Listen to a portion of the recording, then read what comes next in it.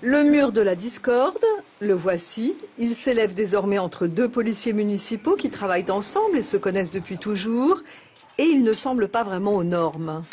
Tu vois, quand on regarde là, tu vois, ça voit bien qu'il n'y a pas de fondation, quoi. Ça crée pour notre sécurité. Hein. Donc pour toi, ce mur n'est pas très confort. Voilà, c'est pour ça. C'est pour ça qu'on est un peu inquiet, moi et ma femme, et même les enfants aussi. Nous, grands-enfants, on a discuté un peu de ça. C'est inquiétant.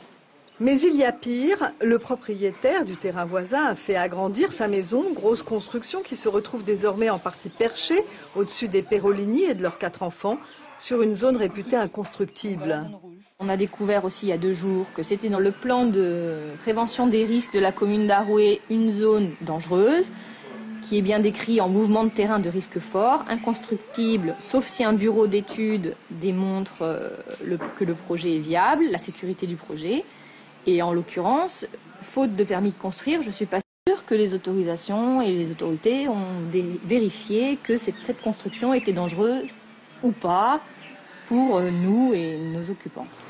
Quant au maire, il n'est pas vraiment embarrassé. Il compte sur le sens civique de ces deux mouteuils pour régler leurs conflits et en dernier recours sur la loi. C'est de ma compétence d'alerter, c'est de ma compétence de demander. Néanmoins, si la personne qui est mise en cause refuse d'arrêter les travaux, la seule démarche, c'est d'amener l'affaire devant le juge. C'est le juge qui prend la décision après que l'urbanisme aura instruit le dossier. En attendant, les familles cohabitent avec ces petites contraintes et fâcheries quotidiennes qui gâchent la vie et sont si répandues en Polynésie.